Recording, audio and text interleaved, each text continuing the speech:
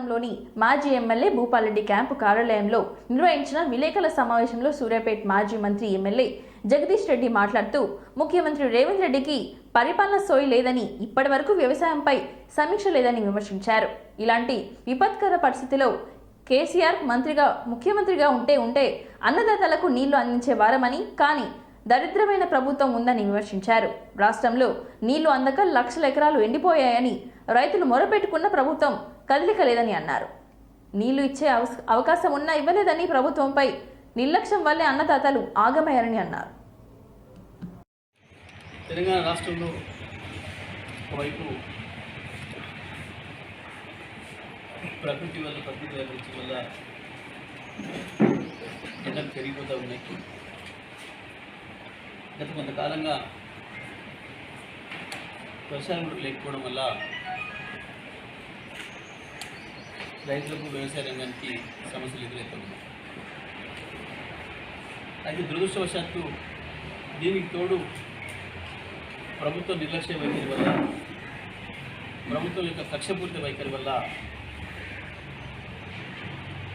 రాష్ట్రంలో రైతాంగం లక్షలాది ఎకరాలని ఎండబెట్టుకోవాల్సిన దుస్థితి వస్తూ ఉంది. దీనిపైన రైతులు ఎక్కడికక్కడ స్థానికంగా అధికార పార్టీ శాసనసభ్యులు కావచ్చు, మంత్రులు కావచ్చు, అనేక విజ్ఞప్తులు చేస్తూ ఉన్నారు. దాదాపు 15 రోజుల నుంచి, దాదాపు 45-50 రోజులుగా రైతులు మొరబెట్టుకున్నప్పటికీ అధికార పార్టీ మునుపు పలుకు లేదు. మంత్రులకు, ముఖ్యమంత్రికి వసూళ్ల మీదనే సోయి తప్ప రైతుల పొలాల పట్ల ఆలోచన లేదు. దురదృష్టవశాత్తు వాళ్ళ చేతిలో అవకాశం ఉండి రైతాంగానికి 1 తడి 2 తడులు నీళ్ళు ఇస్తే లక్షలాది ఎకరాలు కాపాడుకునే అవకాశం ఉండి లక్షల రూపాయలు ఖర్చు పెట్టిన రైతుల్ని ఆదుకునే అవకాశం ఉండకుండా ఈ ప్రభుత్వం యొక్క అవగాహన లేని వల్ల, నిర్లక్ష్యం వల్ల, లేదా కాలక్షేపంపై వైఖరి వల్ల రైతాంగానికి ద్రోహం చేసింది ఈనాటి తెలంగాణ రాష్ట్రంలో. మనకు తెలుసు, గతంలో నాగార్జున సాగర్లో ఇవాళ ఉన్న లెవెల్ కంటే తక్కువ ఉన్ననాడు కూడా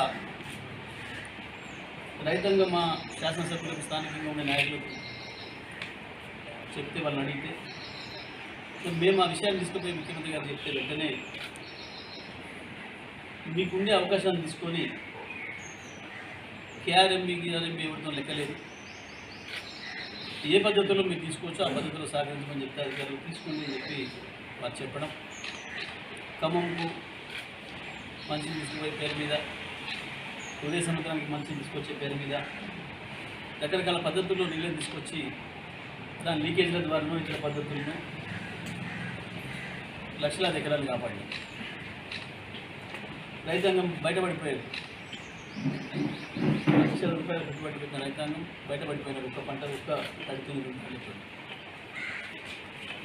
ఇవాళ ఆ పరిస్థితి ఉన్నప్పటికీ కూడా ప్రభుత్వం కనికరించలేదు. మిల్లర్ల దగ్గర పోయి రైతులు గొడవ చేస్తుంటే, పత్రికా విరామం వచ్చినప్పుడు రైతులు అడిగితే వాళ్ళ ముందే నిలబడి అధికారులకు ఫోన్ చేసి వెంటనే మిల్లుని సీజ్ చేయండి, ₹1 ధర తగ్గించకుండా చూడండి అని చెప్పొచ్చిండు. ఈయనకి వచ్చిన గంట తర్వాత ధర ఇంకా 100 తగ్గించాడు. ఏ మిల్లుకి నోటీస్ లేదు, ఇప్పటి వరకు సీజ్ అయింది లేదు.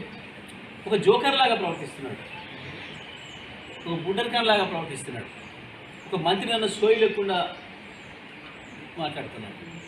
నువ్వు నిజంగా మంత్రివి అయితే, నువ్వు రైతుల ముందటి నుంచి అధికారులు మాట్లాడేది నిజమే అయితే ఎందుకు ఆ మిల్లులు అట్లనే ప్రవర్తిస్తున్నాయి? నువ్వు పోయినాడు నా ధర కంటే ఇంకా 100 తగ్గించేట్లా తీసుకుంటున్నాయి, సమాధానం చెప్పాలని చెప్పాడు. ఇంత దుర్మార్గంగా వ్యవహరిస్తుంది ప్రభుత్వం. మరి దీనిపైన రైతాంగం మమ్మల్ని అడిగేది, మా స్థానిక కార్యకర్తలందరినీ, మా మాజీ శాసనసభ్యులు కావచ్చు, మంత్రులు కావచ్చు, మమ్మల్ని అందరినీ కూడా గ్రామాల్లో రైతులు, సార్ మరి మీరు కొట్లాడాలి మా తరఫున, సరే ప్రభుత్వంగా అవకాశం ఇచ్చినట్టు మీరు పనిచేసిండ్రు, మరి మీరు ప్రతిపక్షంగా మీరైనా కొట్టాడాలి, మా సమస్యను ప్రభుత్వం దృష్టికి తీసుకురావాలి, కేసీఆర్ దృష్టికి తీసుకురావాలి చెప్పినప్పుడు మేము ఈ విషయాలన్నిటి కూడా తీసుకుపోయి కేసీఆర్ గారికి వివరించడం జరిగింది.